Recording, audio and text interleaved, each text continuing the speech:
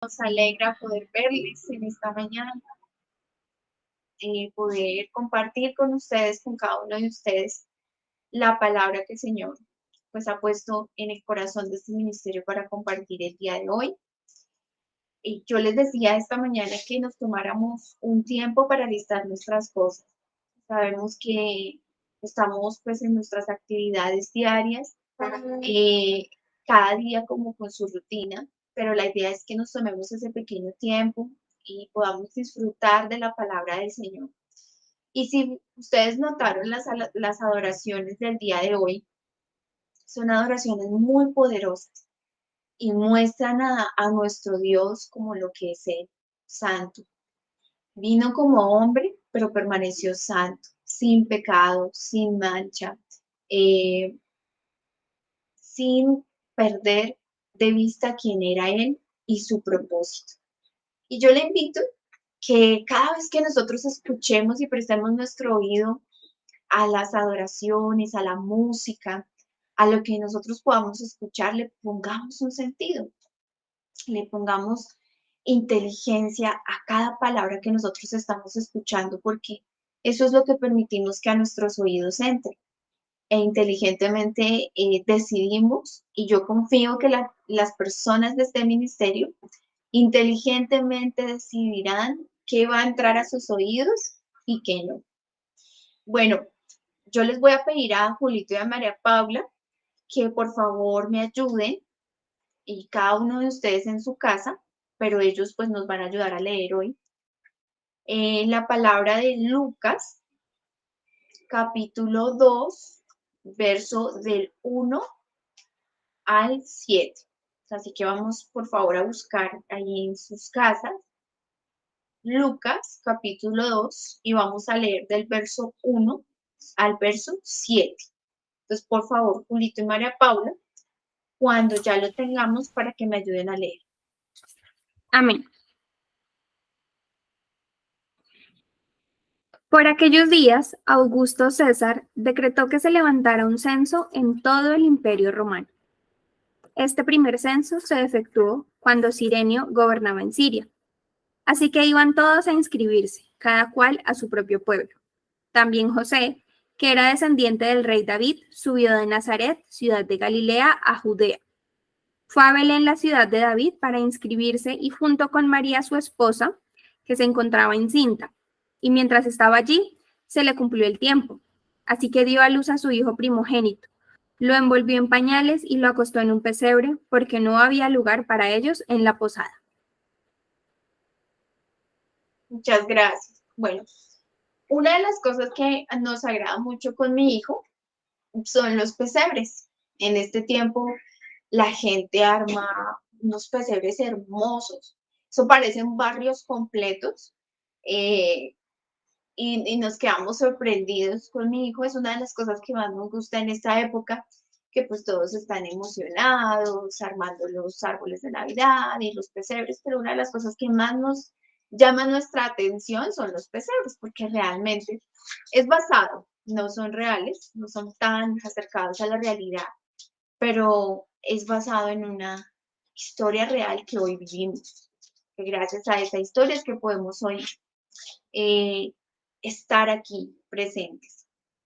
Bueno, las tradiciones nos han mostrado el nacimiento de Jesús de una manera, nos han mostrado, yo no sé si ustedes han visto películas de Hollywood, pero por lo general en las películas que uno ve al pobre José tocando de puerta en puerta, María así sudando, la gota gorda porque ya casi se le va a venir el niño y sin un peso. Eh, sí, son cosas que nos ha mostrado la historia realmente es de Hollywood. Porque si nosotros leemos la palabra, hay dos partes donde usted se puede referir y es a la que leímos en Lucas, pero también está en Mateo, capítulo 1, verso del 18 al 25. Y aunque Lucas omite unas cosas, Mateo afirma otras, pero las que omite Mateo las afirma Lucas. Entonces ahí podemos condensar no exactamente cómo fue el nacimiento de nuestro Señor Jesucristo, pero podemos dilucidar algunas cosas con respecto a estos dos personajes que dejan escrito, pues eso en la palabra del Señor. Resulta que a quien le debemos el pesebre como hoy en día lo conocemos es el señor Francisco de Asís, que es conocido como el patrono de la humildad y de la pobreza en el ámbito católico. Él en 1223 crea el primer pesebre en el pueblo de Grescio, Italia. A raíz de esto, se ha ido extendiendo culturalmente el tema del pesebre y se quedó para esta fecha. Entonces, imagínese, tenga ahí presente esto. Ahora bien, recordemos que leímos aquí en Lucas que José era descendiente de la casa de David. Resulta que como él era descendiente de la casa de David, ellos eran muy amados por el pueblo por el hecho de haber sido o de ser del linaje de David.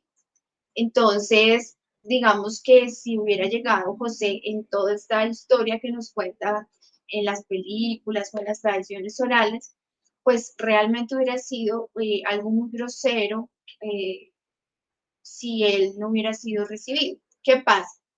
Resulta que Belén no era una ciudad muy grande, tampoco era una ciudad de puertos, porque no quedaba junto al mar, como en el caso de Galilea y otras ciudades que sí eran más enfocadas hacia el mar.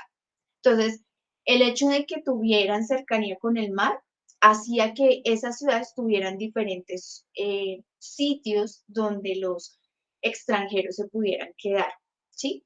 Como Belén no, pues no era una costumbre que pues tuviera muchos lugares pues para los extranjeros. Sin embargo, el que había en ese momento estaba ocupado y probablemente por lo que hemos leído hoy, y si usted se acerca a Mateo y lo lee diligentemente, puede que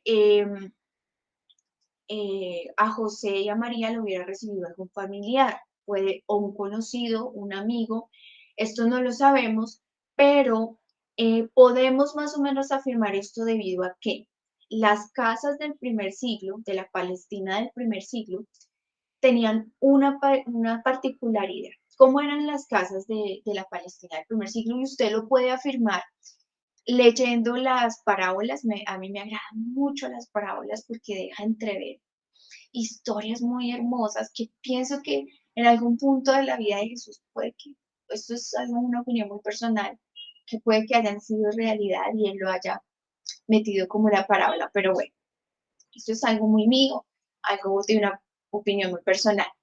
Pero en medio de esas parábolas sí deja ver que podemos ver que las casas tenían la siguiente distribución. En la parte principal de la casa estaba la cocina, las habitaciones y el lugar pues donde recibían a la gente, en la parte principal, pues en la alcoba principal. Añadido esto, ellos tenían un cuarto de hospedaje para extranjeros, pero esto quedaba como en la parte trasera de la casa y tenía como su propia puertica. Ustedes también pueden ver esto cuando lean la historia de Elías y de la tsunamita que escuchamos hoy. Pueden ver también cómo eran las construcciones en esa época y podemos como unir todas este tipo de historias y podemos ver cómo eran las casas. Historiadores también afirman lo que estoy diciendo de la distribución de los hogares.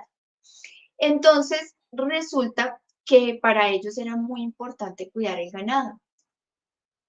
Entonces, ¿qué hacían ellos? Ellos tenían en la parte principal, ya vamos con la parte principal, la parte de los huéspedes, y quedaba como una parte de un mezanine. Un mezanine es como un segundo pisito dentro de la misma casa y queda como un espacio entre el mezanine y el piso. En ese espacio de la casa principal quedaba donde encerraban a las ovejas. ¿Por qué las encerraban allí? Ellos se cuidaban mucho de las personas que robaban las ovejas, o incluso podía ser algún otro animal que matara a las ovejas, ladrones o fríos intensos que mataran a su ganado. Entonces, ¿qué hacían? En las casas principales, en su parte principal, ya sabemos que estaba pues todo allí, y en ese espacio metían a las ovejas. Ok, entonces resulta que no es como nos lo han pintado, que por allá en una chocita, alejado de la realidad y de todo el ruido de la ciudad y de todo, pues nació Jesús allí con una chocita de esa manera, y tenemos a las vaquitas y al burrito, ¿verdad? No. Resulta que pues estaba probablemente eh, José en alguna de las casas principales, en su habitación principal que lo recibieron, pero como todo estaba ocupado, pues le dieron ese único espacio que había dentro de la habitación principal, que era donde ellos guardaban los animales. Y esto me hace acordar de una cosa. Resulta que una vez fuimos con mi hijo y mi esposo a Piscilago y fuimos a un área donde permiten alimentar a los animales. Y esto es muy bonito porque es precioso alimentar a los animales. Resulta que yo quería ver las ovejas, sobre todo porque el padre nos compara mucho con sus ovejas, ¿no? Y llegamos a la parte de las ovejas y sí, había unas ovejas como bravas y no querían que las miráramos, entonces nos voltearon la espalda, cosa que no es parecida con la realidad, nada que ver con la realidad. Y otras ovejas que sí se acercaron a nosotros, a mi hijo, a mi esposo, a mí, a que les diéramos de comer. Entonces, cuando nos acercamos y les dimos de comer, yo vi que mi esposo, que Alecitos, como que él se reía así suavecito, entonces yo dije, bueno, ya sabía por qué se estaba riendo, pero él estaba esperando que yo dijera algo, no lo dije, y él me dijo, ¿no notaste nada? Entonces yo le dije, sí, noté que olía muy horrible. Resulta que pues ahí como estaban todas las ovejas, eso es un cercado pues bonito, pero cuando uno se acerca a darles de comer, el olor es nauseabundo, es muy pesado. Es una concentración de orín muy fuerte y de excremento muy, muy fuerte. Entonces, pues como a mí me molestan los olores mucho, mi esposo estaba era esperando a ver yo qué decía. Pero en lo que me pensé inmediatamente fue cómo, cómo el Padre, nuestro Señor Jesucristo, cómo pudo haber nacido en un lugar así, ¿no? Porque si a mí en lo personal me molestaba el olor, pues no puedo, o sea, imagínese usted este escenario, está la casa repleta de gente, de los humores de todos, y más los humores de todos, métale el humor de los animales, de las ovejas, más sus cosas, y más las cositas que hacía la ovejita, los ovejitos, se suponga ese olor tan delicioso que había en ese momento. Bien, cuando se habla de pesebre, se habla del abrevadero, es decir, donde tomaban los animales. No se sabe con exactitud si era un abrevadero de madera o de barro, pero ahí fue acostado nuestro Señor Jesucristo, en un pesebre, en ese abrevadero de donde toman los animales. Quiero que pues tengamos una palabra que menciona Lucas allí, que dice que porque no había sitio para ellos en la posada. Y probablemente debió haber sido así, de que no hubiera sitio para ellos, porque ya que le he hablado de toda la estructura de cómo era realmente donde nació el Señor Jesucristo, o más o menos de lo que nos podemos basar, en lo que la palabra de Dios nos dice y no en lo que de pronto en las películas podemos ver, sino en lo que la palabra nos dice. ¿A qué se le asemeja el pesebre? ¿A qué usted puede pensar? Bueno, pero pongámonos ahora sí serios. ¿Por qué razón Dios escogió para su hijo el pesebre? No sé si ustedes recuerdan la historia de Juan, que hemos hablado de Jesús y Nicodemo, cuando Jesús le dice a Nicodemo, es que debes nacer de nuevo. Y él dice, nacer de nuevo. ¿Cómo así que tengo que nacer de nuevo? Bien, si nosotros entonces nos remontamos nuevamente a la actualidad y a esta historia tan hermosa de la realidad, podemos notar que el pesebre es nuestro corazón. El pesebre es mi corazón, es tu corazón. Un lugar lleno de inmundicias, de cosas olorosas, de cosas no muy agradables, de olores mm, más bien fuertecitos, de celos, de pronto de envidias, de contiendas, de chismes, de cosas que como un rey van a hacer ahí. Pues bien, no se encontró lugar para él, porque él no viene a habitar en templos hechos por hombres ni en casas hechas por hombres. En ese momento, nuestro Salvador quería representar en qué lugar él debe nacer. Y en el lugar donde debe nacer es en el pesebre de nuestro corazón. Y Él en esta mañana quiere y nos invita a cada uno de nosotros a que le dejemos pasar una noche en el pesebre. Y si esta noche tú te vas a reunir con tu familia, con las personas allegadas, yo te invito a que por encima de pues tantas cosas que pueden haber, pienses a quién vas a dejar nacer en el pesebre de tu corazón, porque realmente esto es lo que quiso mostrar el Señor. Él hubiera podido escoger otro lugar, sí, pero no hubiera podido representar dónde debería nacer Él, porque nosotros no tenemos un corazón hermoso, nosotros tenemos un corazón lleno de cosas difíciles, pero que es gracias al Señor Jesucristo a quienes decidimos que Él nazca en nosotros, que Él nazca en este pesebre, no en el que tú o yo podemos ver a diario que construye la gente en Navidad, no, no, no, el pesebre es nuestro corazón.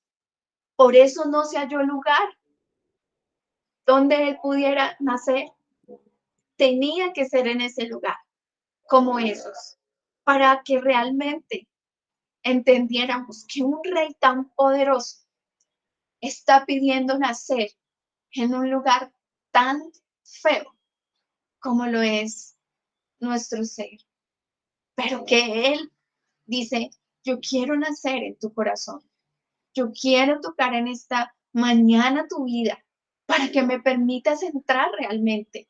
Yo sé que hay muchas ovejitas en tu corazón que huelen feo, que huelen mal, que hay actitudes que no se debería tener, ni decisiones que deberías tomar así, pero que a pesar de lo que tú eres y de lo que tienes ahí metido en ese pesebre, yo quiero nacer en tu corazón, nos dice el Señor Jesucristo en esta mañana. Por eso Él le dice a Nicodemo, debes nacer de nuevo, debes permitir que el Salvador nazca en el pesebre de tu corazón, en este lugar frío, incómodo, duro, deja que nazca el Salvador. Y en esta mañana el Señor nos pide eso, en esta mañana nos pide, deja que el Señor nazca en tu corazón. Y ahí esta noche, quizás acompañado de su familia, comparta esta palabra. Realmente no es, Cristo hubiera podido escoger un lugar mejor para nacer. Ciertamente sí, Él es el rey, pero como rey entiende a quién se acercaba, a esta humanidad que tanto le necesita, a esta humanidad que tanto requiere de su salvación. Miren que hemos contado todo esta historia, hemos visto lo hermoso de poder entender un poco más la palabra y cómo en la palabra hay respuestas verdaderas, de cómo cuando nos sentamos a leer nos podemos alejar un poquito de lo que Hollywood nos ha tratado como de instruir, enseñar, y alejarnos de eso y conocer la realidad de un Salvador que no escatimó nada, que un padre que quiso dar a su hijo por amor, como tal cual le dijo Jesucristo a Nicodemo. Dios de tal manera amó Dios al mundo que ha dado a su Hijo unigénito para la salvación de todos nosotros, de todo aquel que en Él cree, de todo aquel que se acerque y se arrepienta. Por esta razón nosotros le invitamos a esta mañana y por esta razón queremos saber y confesar y permitir que el Señor nazca en el pesebre de nuestro corazón e invitarlo en esta mañana a que Él venga a nuestras vidas y que tenga un nacimiento en nuestro corazón, en ese pesebre y frío, incómodo, algo doloroso. Así que yo le invito en esta mañana, si usted está ahí, en su hogar, en compañía de los suyos, a veces somos un poco, salen esos olores del pesebre, ¿no? Ofendemos a los que amamos, ofendemos a los que tenemos a nuestro lado, a nuestros vecinos, a nuestros compañeros de trabajo quizás, a las personas que nos han servido, y ofendemos porque salen esos olores de ese pesebre, salen esas cosas. Pero en esta mañana el Padre nos está insistiendo en que quien debe nacer en el pesebre es Cristo Jesús. Así que yo le invito en esta mañana que si hay alguna reconciliación, por favor, hágalo ahora. Perdone, pida perdón, que usted pueda realmente vaciar su corazón en la presencia de nuestro Padre para que podamos ser llenos de Él, podamos escuchar su palabra y podamos llenarnos de Él y podamos recibir. Por eso nosotros acá en el ministerio invitamos que podamos realmente vivir a Cristo como iglesia en casa, porque podemos alabar al Señor en un templo, claro que sí. ¿Que es bueno y delicioso? Claro que sí, la palabra también lo dice.